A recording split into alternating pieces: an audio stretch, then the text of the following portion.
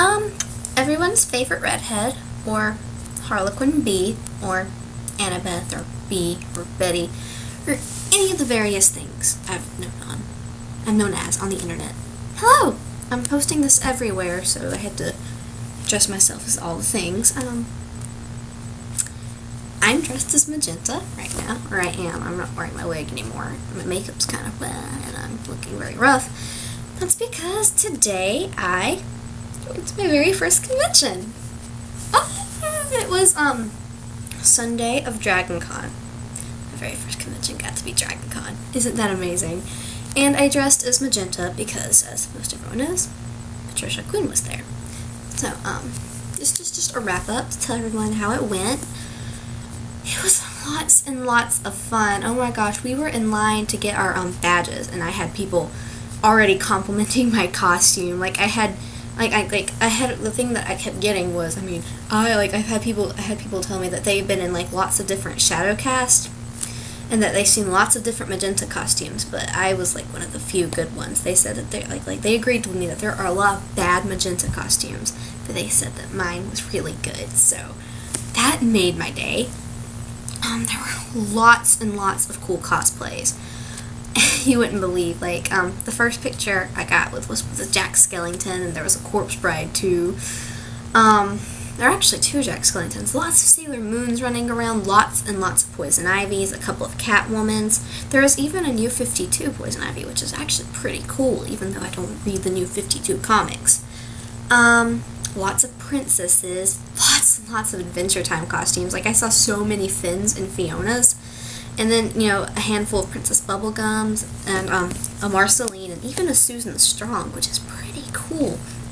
Lots of Game of Thrones cosplayers.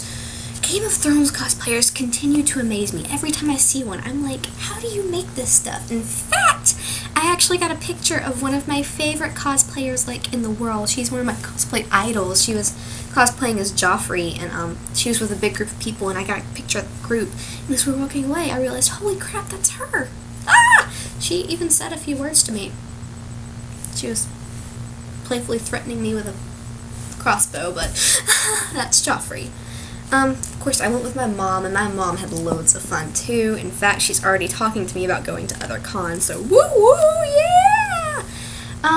I've met a Columbia. She was the only other Rocky Horror cosplayer I ran into, but oh my god, she was so sweet. And I met a girl who was a Columbia in a shadow cast. She wasn't cosplaying Columbia, but me and her sat and geeked out about Rocky for forever. Yeah, I sat and talked about Rocky with a handful of different people. My mom even has a video of me doing time warp in the middle of the place. We didn't do much. We didn't go to any of the panels or anything like that. We basically just walked around and looked at all the different cosplayers, because, it was our first con. We really had no idea what we were doing. We were really, really unprepared. But, next con, we're gonna start way beforehand and look at all the stuff happening and try to actually go to some of the stuff, because I know that's the reason people go to cons, is for the stuff. We did go to the dealer's room, and we did actually make it alive out of there without spending any money. So yay! Of course, that's only because we have no money.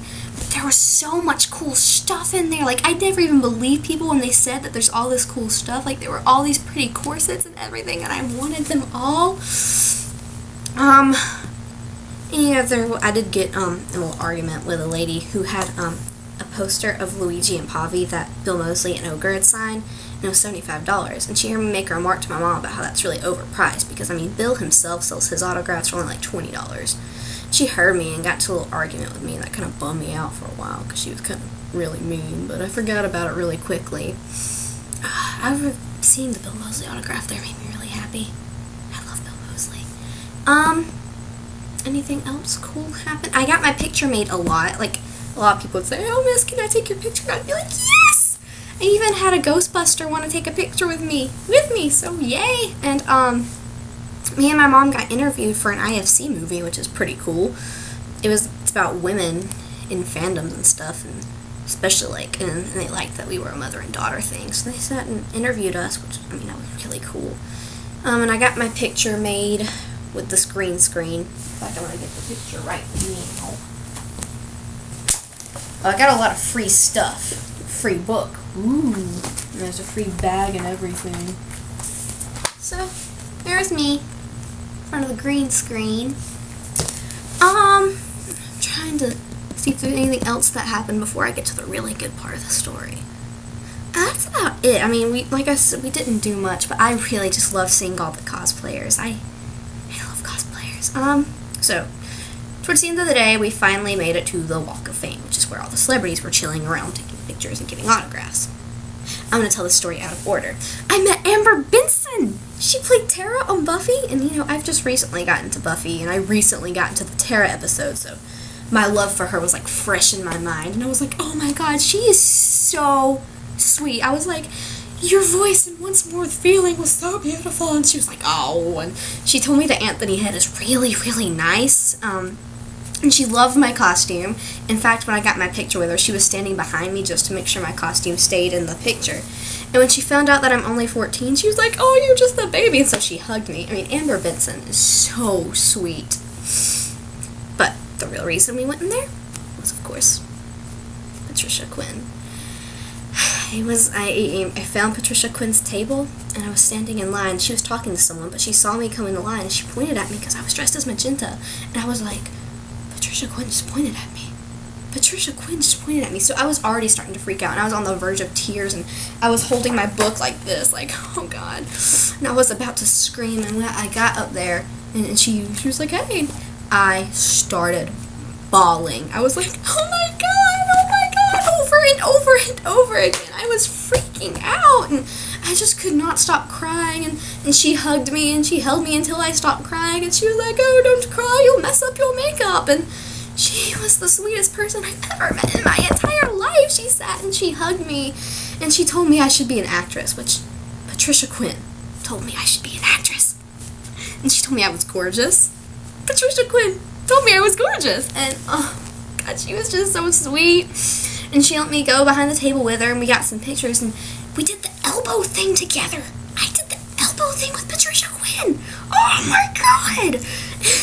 In fact, in her own words, she said, oh, you do even do it better than I do, because she forgot to do it all the way like this. She went like this, and I went all the way back, and she was like, oh my gosh.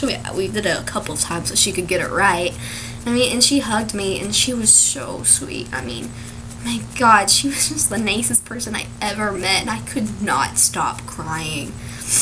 And I told her, oh my god, I can't, I've been waiting to meet you since I was 10. Your version of science fiction double feature's the cutest thing on earth. And she's just like, oh! So, yeah, and then, we went to go meet Amber Benson.